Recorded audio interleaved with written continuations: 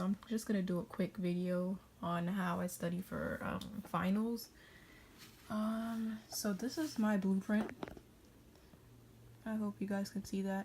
My professor's pretty nice. He gave us a blueprint of exactly what we need to know for each like drug that we studied, but it's pretty long, so I'm not gonna go through all of them, but I just want to show you guys how I pretty much study. And the first thing I do is go back to the slides. Like, I'll go in order. So right now I'm up to number 10. I'm up to right here. So I'm doing drugs and treatment of angina. And he just wants us to know nitrates, and he just wants us to know the adverse effects. So literally, I just write exactly that. And I look back at our slides. Remember, I told you guys I like to do my slides like this so I can write notes, and this is why. So I put a box around this one because when he was talking about it and he pulled it up on his screen, he bolded it. So I pretty much just write headache and hypertension because most likely that's going to be the answer for the question. So, but just in case, I still write the other one. And then here's the other ones that I did. Don't mind my messy paper. So this is the beginning. So he wanted us to know the effects of drug toxicity for each organ. So liver, kidney, eyes, ears, brain. He wanted us to know all of these, but so I wrote those. Then I just keep going in order. We did penicillin, isoniazid, clometrazole, aspirin, prednisone, morphine, naloxone, and you see, like, I just literally go exactly. I literally do not study anything that's not on the blueprint. I don't understand why people do that. I have no idea why anybody would want to waste their neurons trying to study extra stuff. I just make sure I know like what's on the blueprint extremely well, rather than like, you know, knowing a little bit of everything about the drug. No, I learn exactly what is listed on the side here, and that's been working really well for me because your girl is getting an A in pharm. So yeah, then I have all of these. He wanted us to know all the adverse effects to all the antidepressants, so I just made a different kind of graph for that. And then let me show you guys that I pretty much use different colors for each one because when I'm in the exam, I remember, it helps me to remember what color. Like, if I really get stuck on a question, I start thinking about what color I possibly wrote it in. And sometimes I can be like, whoa, I wrote that in blue. It was captopril, and then I'll just circle it and I'll get it right. So it works. So yeah, this is what I'm about to do now. He wants us to do drugs affecting coagulation. Okay, I found it. Don't mind the handwriting for this one. My handwriting is usually pretty neat, but I was eating while I was writing this in class. So anyway, so look, this is how I do it. I'm on number 11. It says drugs affecting coagulation. So boom, I just write, oops, wrong way. Drugs affecting coagulation. And then, so the first one is warfarin, Coumadin.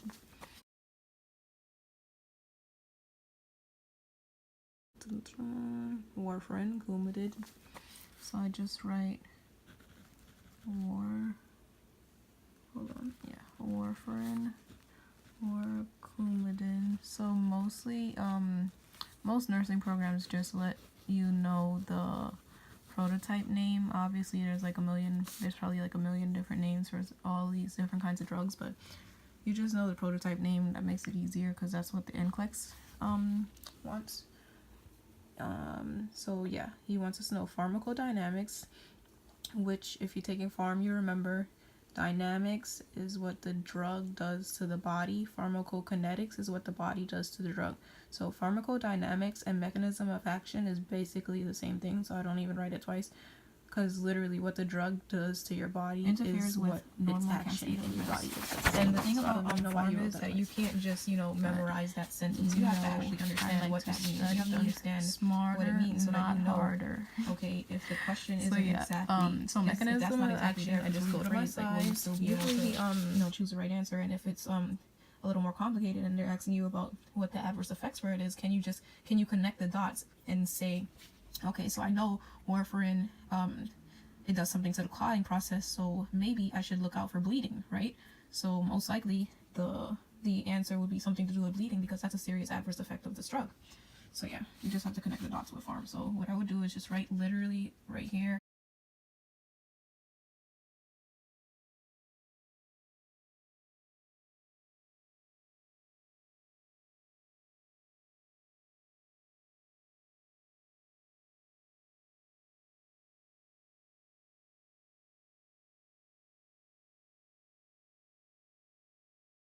So basically, yeah, that's it for mechanism of action. That's all I would study. I would just look through my notes and see if I bolded anything, and I did not. See if I put any stars next to anything, and I did not. So I would just keep going. Food, PHARM. So what drug food interaction. I think that's grapefruit right here. Grapefruit juice. Let me check. Interfere. Off the top of my head, I'm pretty sure you're not supposed to have grapefruit juice, or is it the normal cascade?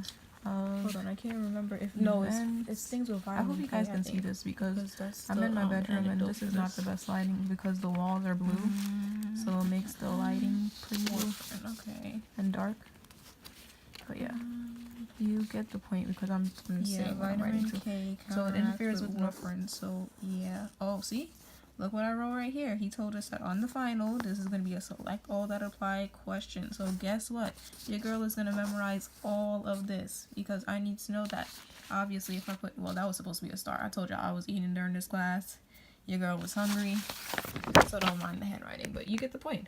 It's pretty simple, right? So literally, since I know that's going to be a question, I'm going to go over to my map, make a little line, and I'm going to write drug food interaction, and I'm going to write it in bold. Vitamin K, put 2 stars, write select all. And we're gonna write this because when I write things, I remember them easier. I don't know if you guys are like that too. That would mean that you're I think it's called a kinetic learner.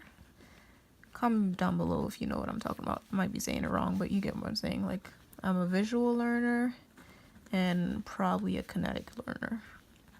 So I learn by doing things. I can't learn by listening. I'm really not an auditory learner at all. If I sit and I listen to a lecture without writing anything down, as soon as I leave, trust and believe that I have forgotten everything that I just studied.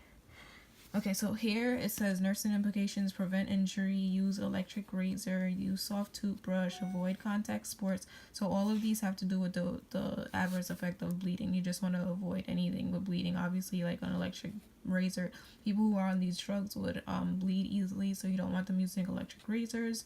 You don't want them to have bleeding gums, so you would say use a toothbrush, a softer toothbrush. You don't want them to be bleeding, so you don't want contact sports. And yeah, so these are all common sense. So again, if you know the mechanism of action of a drug really well, you can pretty much tell what the nursing implementations are. Anyway, so the anecdote, I believe it would be vitamin K. That's why we're avoiding it, right? Let's see if I'm right. I don't think I have to know the exact times for the testing. Well, let me check if he wants us to know. Since he wants us to know the anecdote, it was a nice little chart here. Warfarin, boom, anecdote. And now the warfarin for heparin is potamine sulfate. I bet you on the test he's probably going to put this there to confuse you. But you have to study and know it is vitamin K for warfarin, and protamine sulfate for heparin. That's just a few things, like the few thing that you have to memorize. One of the few things you have to memorize. What was I writing again? Oh yeah, anecdote. I get so distracted. I'm really not in the mood to be studying right now. A nap would have been nice. My son is sleeping right now. Ugh. I wish I could be sleeping right now. Look at him. Knocked out. But yeah, that's pretty much how I do it. I don't know if you guys are bored of watching this video already, but I'm just gonna finish this section just for my sanity. He wants us to know the he wants us to know the laboratory testing. That means I have to memorize that. I have to memorize the numbers. So basically for warfarin, you would do a lab test of an INR, and it's basically gonna, like, again, it has to do with bleeding. So you have to do that test, and there's like specific numbers you would have to know if it comes out, whether or not you can give the next dose or whatever. Ugh, I'm so mad I have to memorize that. I thought I got away from that. Oh man. Okay. So warfarin PN/INR. So boom. Just gonna go over here.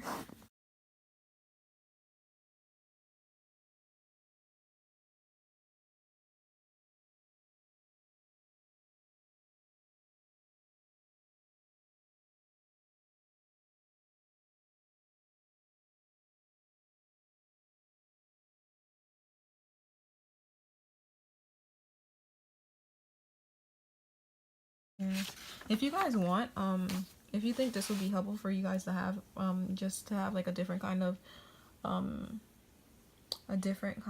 lecture slide, let me know. I'll just like email you guys my lecture slides if you think that would help you. Okay, look, it says 1 question on the final for INR numbers.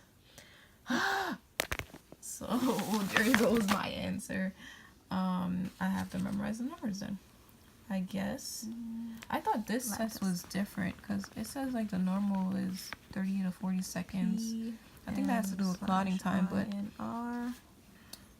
where's the INR? In my notes, I might have to text my friend and ask her, because in my notes, 1 second, guys, I don't have anything for the INR times.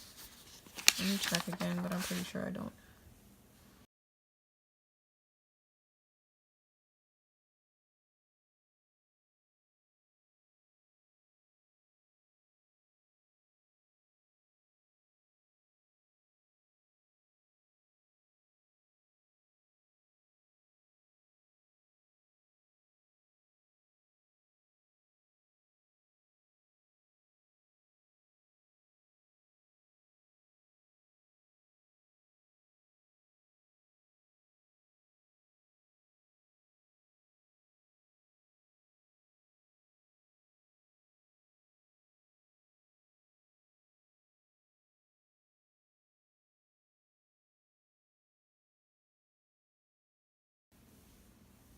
Okay guys, I found it. I had to go on Quizlet, so that's another tip that I'm surprised I never mentioned.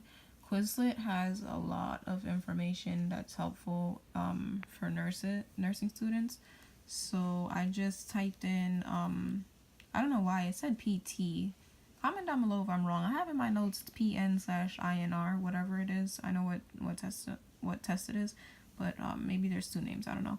But anyway, it said 0.8 to 1.2 on Quizlet, and that's from my textbook also, but I was just too lazy to get up and get my textbook, so I just looked it up on Quizlet, and that's what Quizlet said. So that's weird that I probably missed it in class. He probably said it really quickly and I didn't get to write it down, but that's the thing, like, you just have to fill in stuff sometimes.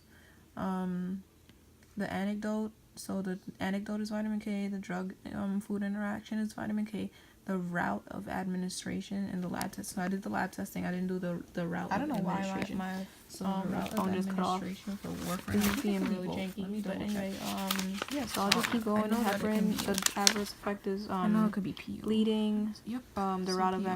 administration is heparin is IV or IV subcutaneous. So that's pretty much it for So that section. warfarin is I'll only just go PO. So I'll and just come over here. I'll just go Make another here line. and That one was not go cute. get But another anyway, color pen, route.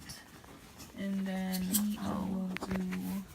I will This one is the one that you started in the hospital 3 to 5 days before. I'm not gonna write so that anything the extra. patient can go home on that. For Sometimes you'll heparin. be taking both So heparin then I and just do warfarin at the same route. time. I remember him It talking was about that. IV So yeah, that's or pretty much how I subcutaneous, and study. then I'll just keep going down. He wanted the You have to adverse do effect. heparin, adverse effect of heparin, bleeding. So I just do that slide.